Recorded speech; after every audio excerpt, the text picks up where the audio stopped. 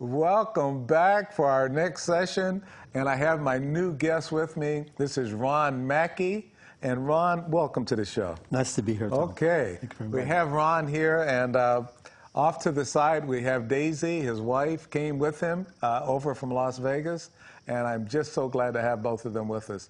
But we're only going to show Ron today, and I've known Ron for a few years, quite a few years, as a matter of fact. I'm saying back from even before I left for Germany. Oh, yeah. And that was in '97. So I've known Ron for a long time. And Ron is also retired Air Force, same as I. So, and several people have asked me to keep on mentioning that I'm retired Air Force. How long were you in the Air Force? 20 years. 20 6 years. months, 26 days, and 17 hours. And after you left the Air Force, what did you do? Same week, I started driving a school bus. Driving a school bus for Clark County. Training for, yeah. I listened to my wife, and she said, go to the school district. So I went over there and started driving the bus, training, and I worked there 25 years and retired 6 years now in the school district.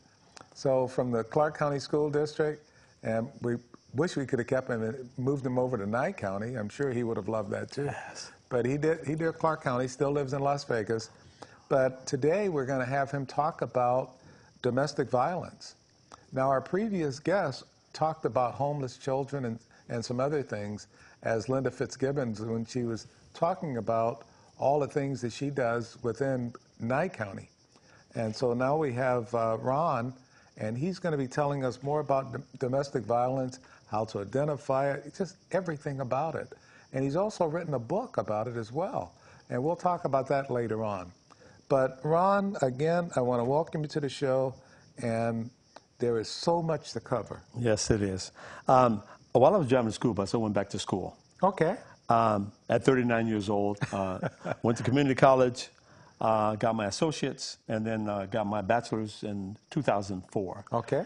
That same week, I listened to my wife again. I was watching Dallas Cowboys play on a Sunday morning. I graduated that Thursday, and Daisy asked me to go to the base, to the BX. Okay. And of course, like a good husband, I said, okay.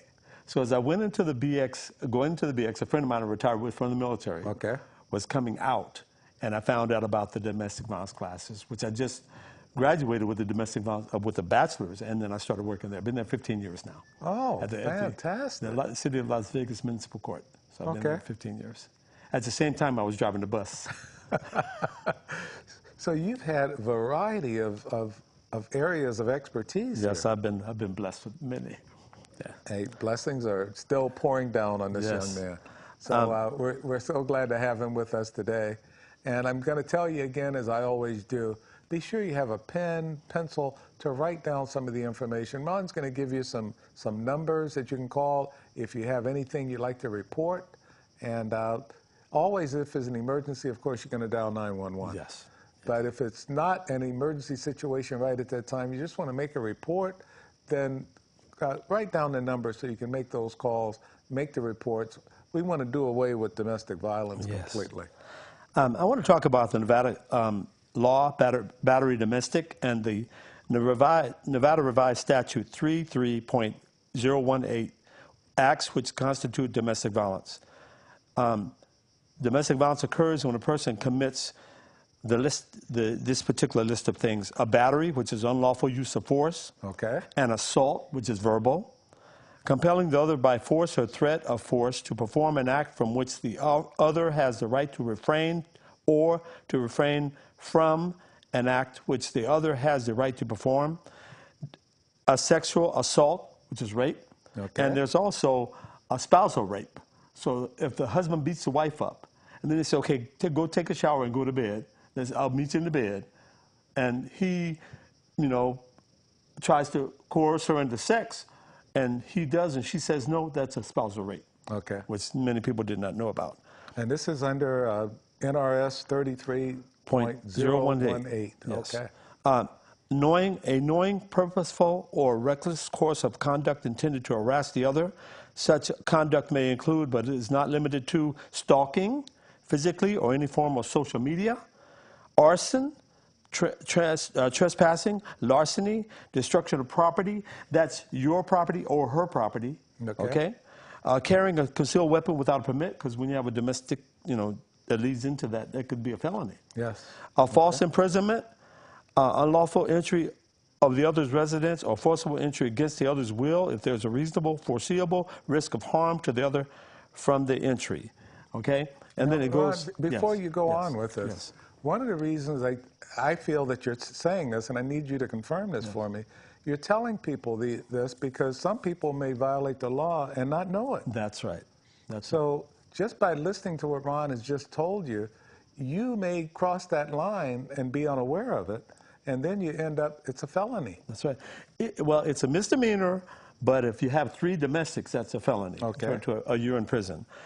If you're in your car and you and your wife are having an excitable conversation and you start raising your hands and everything, somebody could take your phone number and your license number and call the police and be knocking on your door. Is everything okay? There are average 830,000 men are being abused by their women as of January 2015. By the wives or girlfriends. Men are being abused. Men are being abused, and 1,800,000 women are being abused by their husbands or boyfriends. So it could go. It goes both ways. An average. We usually think about women being abused by the men.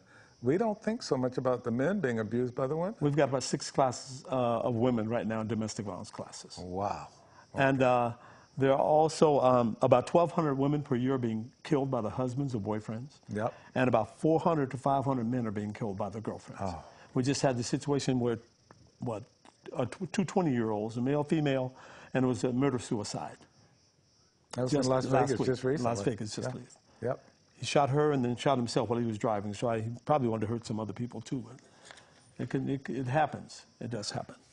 The NRS 137, it talks about arrest. How you be arrested. The 5 things a police officer will see is prior domestic violence of the other person. If he looks it up and that's there, you can be arrested. The relative severity of the injuries inflicted upon the persons involved.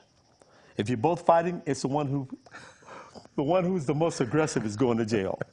The potential for future injury.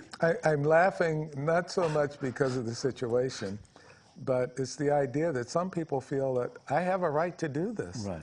And they grow up with it. Yeah, and they don't quite understand just how serious this can be. That's right. So it's not a funny situation. It's a very serious situation. Whether one of the alleged batterers was committed in self-defense or any other factor that may help the police officer decide which person was the primary physical aggressor. Okay. So if some women have come up and said, I was just letting the police know and I was very excited and everything. He arrested me. It's because she was, overly aggressive, they felt, in that, and trying to explain herself. Okay. Now there's talking about children and domestic violence. There's some statistics. Okay. And you may want to help me read some of these, Tom, or what do you think? Well, you're doing a great job. Okay. I'm looking at this. I'm looking at your list. And when you talk about statistics, this is, you're looking probably nationwide statistics. Right. And we're also looking right at home statistics. Right. And these are the children who are affected by domestic violence. Okay. Okay. Between 3.3 million and 25 million children experience domestic violence in their homes each year. The number is greatly underreported. And why would it be underreported? Because the person has said, if you call, I'm going to kill you. Yep. Okay. Threatening children, so children don't say anything. And that's why when we talked to Linda Fitzgibbons in the earlier session, she was saying teachers and other professionals look for those indicators and see, and then they have to ask the right questions. That's right. And that's why we have professionals like Ron to help these other people identify when you have children that may be under it and not reporting it. Oh, yes. Between 50% and 75% of male batterers also abuse their children. So you learn that behavior as a child. If you're battered, you're going to batter somebody else. That's most of 75% of males. Okay. 40% of suspected child abuse also includes a history of domestic violence in your own family. So we look at the children, we look at the spouses, and yes. 25% of victims of domestic violence are pregnant women. Give me that one again. 25% of victims of domestic violence are pregnant women. Now that one I had not even thought about or heard.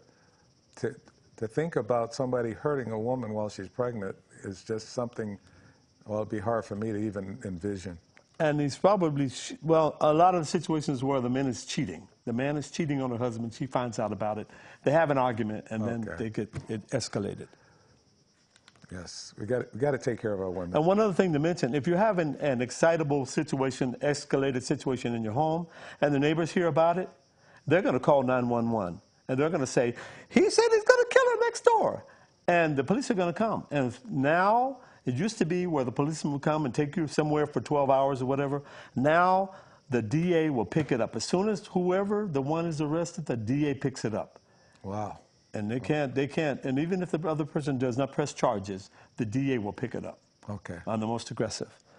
80% of runaways come from homes when domestic violence occurs. 70% of the children in domestic violence shelters are physically abused or neglected. Okay.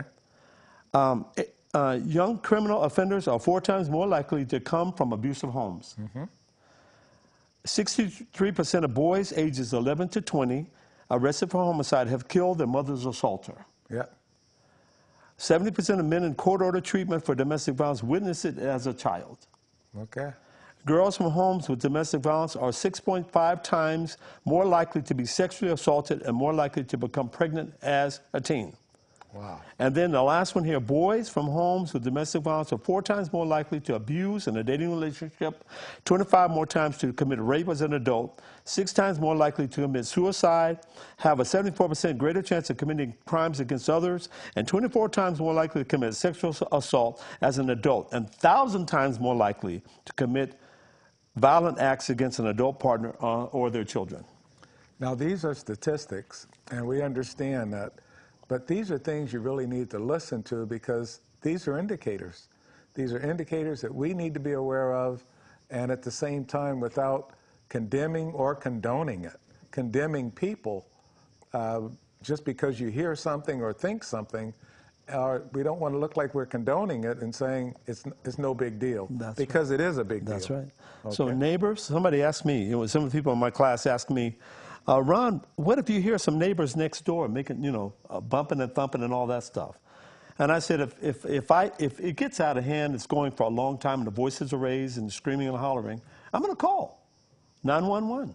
Okay. I'll drop a dime on them in a minute. Because we've seen those situations where the person has killed. Yes. Either one or the other has killed the other. So it's a dangerous situation, especially with children. So we have 911. And if it's after the fact later on and you just want to make a report, then you call one of the other numbers. You call 911 or 311, or you go down to the police station. Okay. And fill out the form for domestic violence. Okay. Yeah. That's if it's happening right now. Right. But if you just want to make a report later on, you have the 800 number and the other numbers. Yes. Okay. Now, we're going to be going into our next session, and we're going to be still talking about a lot of other information that you have. Yes. So I want you to stand by, and we'll be coming back, but be sure to take a lot of notes. We'll see you soon.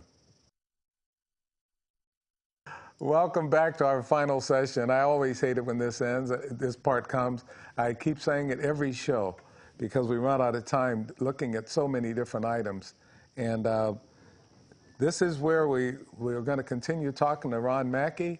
He's an expert and he's a professional in looking at domestic violence and I guess how to curb this. That first chart I have is how violence affects children. Okay, this is a chart we saw domestic earlier. Violence abuse wheel. Yeah. And at the top on the left side is isolation. Inability to develop social skills, so teachers are able to notice that when they see these things happening. Okay. Can't have friends over because of violence at home. The emotional abuse wheel, doubting reality. Physical, mental abuse, children may feel guilt, shame, may feel like they're the reason for the problem. Okay. Sexual abuse, using children, putting the children in the middle of fights, and people tend to do that. Making threats. I'll take the kids from you if you call the police. Oh, okay. Or if you don't do what I tell you to do, I'm going to take the kids, cut you off. Sexual stereotyping, copying abuses, dominant and abusive behavior. So when it comes to the abuser, which is the father or the mother, we used to say men, but it's also women. Okay. Okay, it hasn't changed this time. I know. Yeah. Normally, the abuser is a man or a woman. That's why we have in the classes, the men and women get the same lessons. Okay. And then intimidation. If you tend to smash things, hit the wall, throw a vase, throw a pot, throw plates, and someone calls the police, that's intimidation. You have a fear of harm, so they could be arrested for that. Okay. Okay. And now I'm not sure how much time we have left. My countdown clock's not working, but we'll get that. We'll get that fixed. All right. So let's look at the nurturing children. The next pie chart. Okay. It's just the opposite of the effects on domestic violence on children. The now, when nurturing you children. say just the opposite, the other was like this is what like you pro and shouldn't do. con. Right. The other is the one you don't want to do. This is Right. the one you should do. This one you should do. Gotcha. Trust and respect. To get respect, you have to earn respect. You know, and for your children, you need to do that. So trust and respect. Promote emotional security instead of emotional abuse. Okay. Provide physical security instead of physical and mental effects. Provide discipline, okay, as a parent. Give time. Give them quality time. Encourage and support. They said the average father in today's society only spends 15 minutes of quality time with their children. Wow. It's because he's working 2 jobs, maybe 2 or 3 jobs. Okay. And then if you have to come home, and if the mother says, wait till your father gets home, they put a lot of pressure on that husband. Yes. Because he's got to be the one to discipline. That 15 minutes he's spending time with him is discipline, and it doesn't work that way. Okay. Give affection to your children. Care for yourself, too. Give yourself personal time, and that's the end of those charts. But that's the way you nurture your child. Yes, you nurture them that way. These are good parents. And that first one was talking about violence affects, how violence affects the children. Yes. Okay. We also have 10 signs you're trapped in an abusive relationship. Okay. Okay. The first thing is humiliation. You're being humiliated. You're being called out of your name. Okay. You're being cursed at. All those kinds of things are subtle jabs, saying about your mama, your daddy, whoever, your grandma, talking about that. Verbal insults. Now, again, these are 10 signs that you're trapped in an abusive relationship. By your partner. This is for men or women? Men or women, yes. Okay. Physical violence. Wow. Okay. Let me ask you, can a person drive you to physical violence? Can they provoke you to physical violence? They shouldn't be allowed to, but sometimes they do. Okay. Some people say yes. No. They provoke you to anger. Yes. You make the choice whether male or female it's your decision. to go into that violent area. Okay. Controlling behavior. You can't go anywhere. You can't do anything. They don't want you to go to work. That's controlling behavior. Okay. Unpredictable mood swings. That's another problem of either one. Picking at faults. Wow. I think that's. I can't think of any spouse that doesn't do that at times. Okay, so it can take the next step. Yes. Alienating your friends and family. Yes. Okay. Placement of blame. That's blaming, minimizing, denying. You made me put my fist upside your head. Wow. You made me hit you with that cast iron skillet. Those kinds of things. Manipulation happens a lot too. Where the abuser is skilled at manipulation so much that they actually convince the partner that their physical abuse and outbursts are a result of misbehavior in another part. It's your fault. Okay. Okay. And calculated outbursts. Doesn't seem strange that your partner or other demeans you, yells at you, hits you in private, even makes fun of you in public. Those are the 10 vital signs that you're trapped in an abusive relationship. And why aren't these reported, Ron? Like I said, the fear could be, people say, well, why don't they leave? Why doesn't she leave? Why doesn't he leave? They say they love them, right? Okay. And no, somebody loves you won't do that. You're the only one. You're the only one either working or the other person the only one working. Yep. And you have no support. Say you're here in Las Vegas and you have no family members anywhere, and you have no support, and nowhere to go. So those are many reasons why a person doesn't leave that relationship. Men or women. You know, I've heard in the past where a woman might say, well, I'm going to stay with him for the children. Oh, But that could be either one, male or female. if they're fighting and sometimes injuring their children, that's not the best thing to do. It's better to be, we don't tell the people to leave, we just give them the choices. Okay, you got a choice here.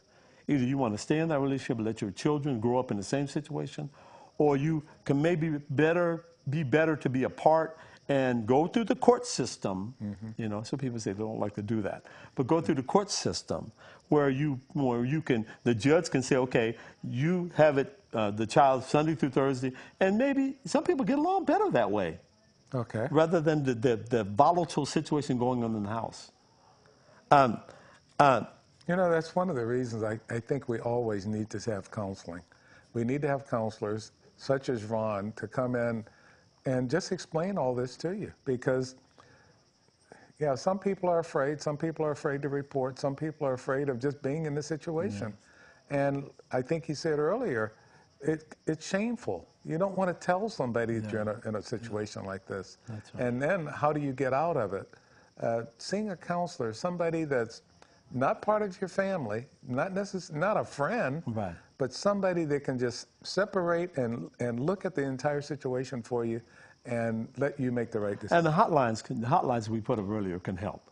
Absolutely. Because they're skilled in that. And that's why the hotlines are there. Yes. Okay. Yes.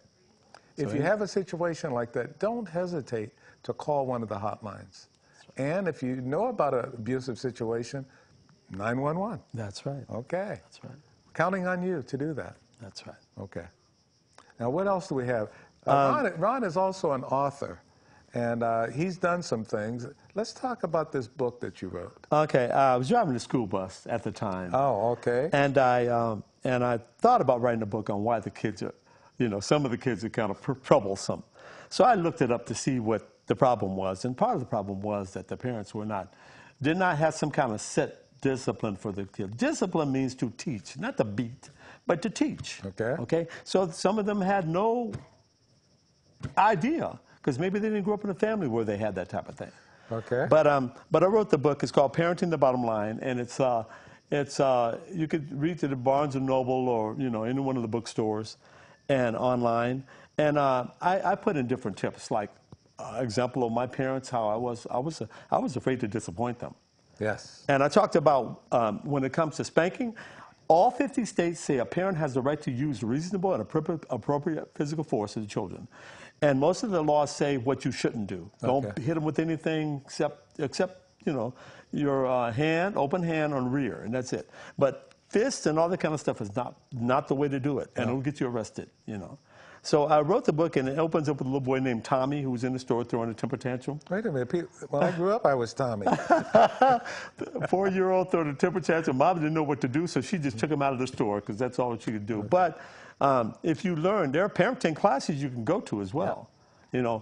The state has them, city has them, and all that.